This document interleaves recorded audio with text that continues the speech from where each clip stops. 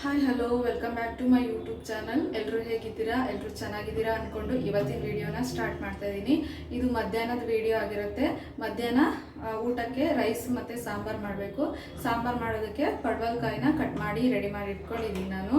ಮತ್ತು ಏನೇನು ಇಂಗ್ರೀಡಿಯೆಂಟ್ಸ್ ಬೇಕು ಅದನ್ನು ಕೂಡ ಎಲ್ಲ ರೆಡಿ ಮಾಡಿ ಇಟ್ಕೊಂಡಿದ್ದೀನಿ. ಬನ್ನಿ ಹೇಗೆ ಮಾಡೋದು ಅಂತ ಹೇಳಿ ನೋಡೋಣ.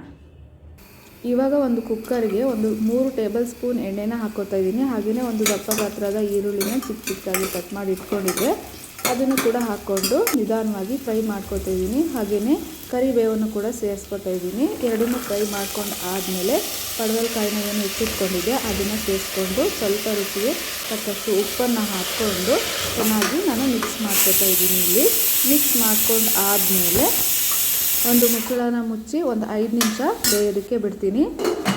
ಈ ಕಡೆಗೆ ನಾನಿಲ್ಲಿ ಮಸಾಲೆ ರುಬ್ಕೊಳ್ಳೋದಕ್ಕೆ ರೆಡಿ ಮಾಡ್ಕೊತಾ ಇದ್ದೀನಿ.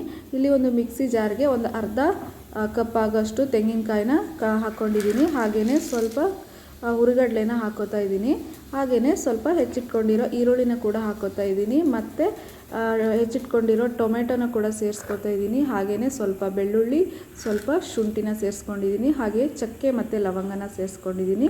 ಮತ್ತು ಕೊತ್ತಂಬರಿ ಸೊಪ್ಪನ್ನು ಕೂಡ ಆ್ಯಡ್ ಮಾಡ್ಕೊತಾ ಇದ್ದೀನಿ. ಹಾಗೆಯೇ ಸ್ವಲ್ಪ ಅರಿಶಿಣ ಪುಡಿ, ಸ್ವಲ್ಪ 1 ಚಮಚ ಧನಿಯಾ ಪುಡಿ, ಹಾಗೆಯೇ ಖಾರದ ಪುಡಿ 2 ಚಮಚ ಹಾಕ್ಕೋತಾ ಇದ್ದೀನಿ. ಇವಾಗ ಸ್ವಲ್ಪ ನೀರನ್ನು ಹಾಕ್ಕೊಂಡು ನುಣ್ಣಗೆ ರುಬ್ಕೋತೀನಿ. ಮಸಾಲೆ ರುಬ್ಕೊಂಡಿದ್ದು ಆಗಿದೆ. ಇವಾಗ ಈ ಕಡೆಗೆ ಪಡವಲಕಾಯಿ ಬೆಂದಿದೆ. ಇವಾಗ ನಾನು ರುಬ್ಕೊಂಡಿರೋ ಮಸಾಲೆನ ಸೇರಿಸ್ಕೊತಾ ಇದ್ದೀನಿ. ಆ ಮಸಾಲೆನ ಸೇರಿಸ್ಕೊಂಡು ಎಷ್ಟು ನಮಗೆ ದಪ್ಪ ಬೇಕು ನೋಡಿಕೊಂಡು ನೀರನ್ನು ಹಾಕ್ಕೊಂಡು ಚೆನ್ನಾಗಿ ಮಿಕ್ಸ್ ಮಾಡಿಕೊಂಡು ಅದಾದಮೇಲೆ ಸ್ವಲ್ಪ ರುಚಿಗೆ ತಕ್ಕಷ್ಟು ಉಪ್ಪನ್ನು ಹಾಕ್ಕೊಂಡು ಮೀಡಿಯಮ್ ಫ್ಲೇಮ್ನಲ್ಲಿ ಸಾಂಬಾರನ್ನ ಕುದಿಸ್ಕೊಂಡ್ರೆ ಆಯಿತು. ಮಸಾಲೆ ಎಲ್ಲ ರುಬ್ಬಿ ಹಾಕಿ ಆಯಿತು. ಇನ್ನು ಸಾಂಬಾರು ಕುದಿಬೇಕು. ಕುದಾದ್ಮೇಲೆ ಇನ್ನು ಟೇಸ್ಟ್ ಹೇಗಿದೆ ಅಂತ ಹೇಳಿ ನೋಡಬೇಕು. ಟೇಸ್ಟ್ ಮಾಡಿಬಿಟ್ಟು ಸಾಂಬಾರು ಹೇಗೆ ಬಂದಿದೆ, ರುಚಿ ಹೇಗೆ ಬಂದಿದೆ ಅಂತ ಹೇಳಿ ನಿಮಗೆ ಹೇಳ್ತೀನಿ. ಓಕೆನಾ? Hi, welcome back. ಇವಾಗ ನೈಟ್ ಡಿನ್ನರ್ಗೆ ರೆಡಿ ಮಾಡೋಣ ಅಂತೇಳಿ ಕಿಚನಿಗೆ ಬಂದೆ. ಇಲ್ಲಿ ಏನಂದರೆ ಮಧ್ಯಾಹ್ನ ಮಾಡಿರೋ ಸಾಂಬಾರಿದೆ. ಮಧ್ಯಾಹ್ನ ನಾನು ಪಡವಲಕಾಯಿ ಸಾಂಬಾರು ಮಾಡಿದ್ದೆ ಅಲ್ವಾ, ಅದಿದೆ. ಮತ್ತು ಏನಾದರೂ ಪಲ್ಯ ಮಾಡೋಣ ಅಂದ್ಕೊಂಡು ಬಂದೆ. ಪಲ್ಯ ಮಾಡೋದಕ್ಕೆ ಇವಾಗ ಮೊಳಕೆ ಕಾಳಿದೆ, ಹೆಸರು ಕಾಳು. ಅದಕ್ಕೆ ಒಂದು ಕ್ಯಾಪ್ಸಿಕಮ್ನ ಸೇರಿಸ್ಬಿಟ್ಟು ಪಲ್ಯ ಮಾಡೋಣ ಅಂತೇಳಿ ಬಂದಿದ್ದೀನಿ.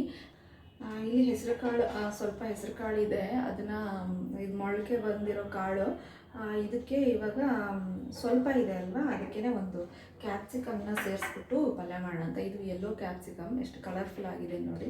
ಯೆಲ್ಲೋ ಕ್ಯಾಪ್ಸಿಕಮ್ ಇದನ್ನು ಹಾಕ್ಬಿಟ್ಟು ಪಲ್ಯ ಮಾಡೋಣ ಅಂತೇಳಿ ಅಂದ್ಕೊಂಡಿದ್ದೀನಿ.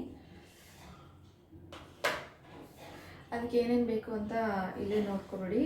ಅಂದರೆ ಈರುಳ್ಳಿ, ಒಂದು ದಪ್ಪ ಸೈಜ್ ಈರುಳ್ಳಿನ ಚಿಕ್ಕ ಚಿಕ್ಕದಾಗಿ ಕಟ್ ಮಾಡಿ ಇಟ್ಕೊಂಡಿದ್ದೀನಿ. ಮತ್ತು ಒಂದು 7ರಿಂದ 8 ಮೆಣಸಿನ್ಕಾಯಿನ ಕಟ್ ಮಾಡಿ ಇಟ್ಕೊಂಡಿದ್ದೀನಿ. ಒಣಮೆಣಸನ್ನು, ಹಸಿಮೆಣಸು ಬೇಕಾದರೂ ಯೂಸ್ ಮಾಡ್ಬೋದು, ಬಟ್ ನಾನಿಲ್ಲಿ ಒಣಮೆಣಸನ್ನು ಯೂಸ್ ಮಾಡ್ಕೊತಾ ಇದ್ದೀನಿ. ಮತ್ತು ಕರಿಬೇವಿದೆ, ಹಾಗೆಯೇ ಕೊತ್ತಂಬರಿ ಸೊಪ್ಪು, ಇಷ್ಟೇ. ಮತ್ತು ಸಾಸಿವೆ, ಜೀರಿಗೆ ಬೇಕು.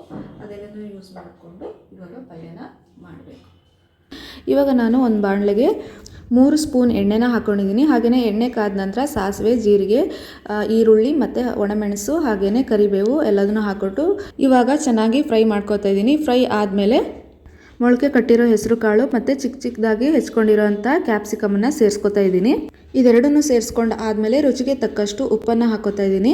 ಉಪ್ಪನ್ನು ಹಾಕ್ಕೊಂಡು ಆದಮೇಲೆ ಚೆನ್ನಾಗಿ ಇದನ್ನು ಮಿಕ್ಸ್ ಮಾಡಬೇಕು. ಮಿಕ್ಸ್ ಮಾಡಿ ಒಂದು ಅರ್ಧ ಕಪ್ ನೀರನ್ನು ಹಾಕಿ ಲಿಡನ್ನು ಕ್ಲೋಸ್ ಮಾಡಬೇಕು.